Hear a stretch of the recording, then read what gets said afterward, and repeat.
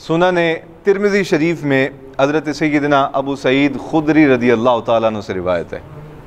فرماتے ہیں آقا علیہ السلام نے ارشاد فرمایا قیامت کے دن اللہ رب العالمین کو سب سے زیادہ بندہ جو محبوب ہوگا نا، سب سے زیادہ محبوب جو ہوگا، اور اللہ رب العالمین کی بارگاہ کے سب سے زیادہ جو قریب ہوگا،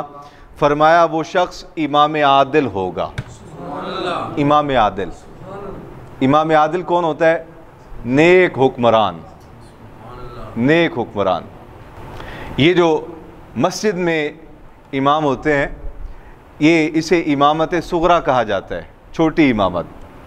اور جو اقتدار کی کرسی پہ بیٹھے ہوتے ہیں ان کو امامت کبریٰ کہا جاتا ہے۔ یہ چھوٹے امام ہیں، وہ بڑے امام ہیں، لیکن افسوس ہے ہماری قوم پہ کہ ہماری قوم چھوٹا امام رکھتے ہوئے تو بڑا چھان بین کرنے کے بعد رکھتے ہیں، شادی بھی ہوئی ہو ان کی سابقہ کریکٹر بھی بالکل صحیح ہو، تنخواہ بھی کم لیں، اخلاص اور نیت کے ساتھ جنازے بھی پڑھائیں، فوتگیاں بھی بھگتائیں، شادیاں بھی، لالچ نہ رکھیں ہیں۔ چھوٹے امام کی تعیناتی کرتے ہوئے تو بڑی چھان بین 62 اور 63 کی اسکروٹنی جو ہے وہ لگائی جاتی ہے، لیکن بڑا امام منتخب کرتے ہوئے کہتے ہیں شرابی ہے چلے گا، زانی ہے چلے گا، قاتل ہے چلے گا، چور ہے چلے گا، لٹیرا ہے چلے گا، مافیا ہے چلے گا، سریا چور ہے جناب، لوہا چور ہے، اور زمینیں چوری کسی طرح کا، بلکہ جتنا بڑا کفراڈیا ہوگا، جتنا بڑا قاتل ہوگا، جتنا بڑا ڈکیت ہوگا، ہماری قوم امامت کبریٰ کے لیے اتنے ہی بڑے چور کا انتخاب کرتی ہے۔ چھوٹے امام پر ہر بندے کی نظر ہے، حضرت صاحب کا ایک پونچا اونچا ہے، آج حضرت صاحب نے پگ نہیں بنی ہوئی، آج حضرت صاحب دینا کف کھلے سن۔ وڈا امام جڑا ہے، وڈا جس نو اسلام اللہ تے اللہ دے رسول نے وڈا امام آکھیا ہے، وہ اتنی جی کچھی پا کے تے سمندر دے وچ نہاندا پھرے، کسی نو کوئی اعتراض نہیں۔ وہ 8-8 10-10 عورتاں نال تعلق رکھے بغیر نکاح کیتے ہوں، قوم نو کوئی اعتراض نہیں۔ وہ اعلانیہ شراب پیے، قوم نو کوئی اعتراض نہیں۔ اللہ دے رسول دے احکامات دی اعلانیہ بغاوت کرے، قوم نو کوئی اعتراض نہیں۔ چھوٹا امام امامت صغریٰ دے منصب تے جڑا بندہ فائز ہے، امام مسجد، اس دی داڑھی بھی ایک ایک تیلا ناپ دینے، زلفاں بھی ایک ایک تیلا، پگڑی بھی ایک ایک بل ناپ دینے کہ صحیح بننی ہوئی کہ نہیں بننی ہوئی۔ اور وڈے امام امامت کبریٰ واسطے جس بندے دا انتخاب کرنا ہے، او دے جتنے عیب زیادہ ہون گے اتنا ساڈا محبوب ترین لیڈر ہے۔ یہ ہماری قوم کا معیار ہے۔ نبی پاک صلی اللہ علیہ وسلم نے ارشاد فرمایا قیامت کے دن اللہ رب العالمین کو سب سے زیادہ جو بندہ محبوب ہوگا اور سب سے زیادہ اللہ کی بارگاہ کے جو قریب ہوگا، غیر نبی ہو کر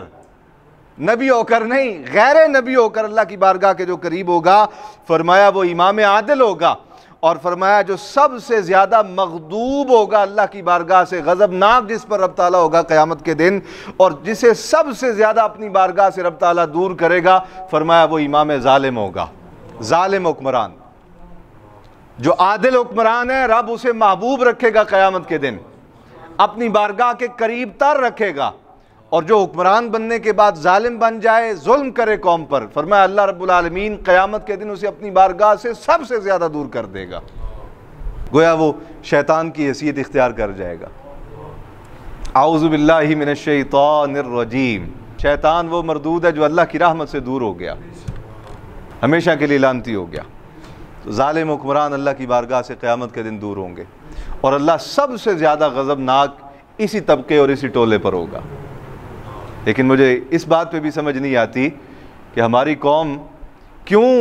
ایسے لوگوں کے ساتھ تعلق جوڑ کے رکھتی ہے کہ جن پہ اللہ غضبناک ہے، جو اللہ کے دین کے باغی ہیں، کیوں یہ ان کے نعرے لگاتے ہیں؟ اللہ کرے ہماری قوم کو سمجھ آ جائے، اونچی آواز سے کہیں آمین، اور مسیطے بیٹھے ہو سکتا تھوڑی آمین ہی قبول ہو جائے۔ ویسے تو حالات نہیں لگتے اس وجہ سے کہ جتنا ہم نے حرام کھا لیا ہوا ہے، جتنے نافرمانیاں ہم نے رب رسول کی کر لی، لگتا نہیں ہے کہ اس قوم کے لیے کوئی ہدایت کسی بڑے حادثے کے بغیر آ جائے گی، لگتا نہیں ایسا، لگتا ایسا ہے کہ اس قوم کو بہت بڑا رگڑا پھرے گا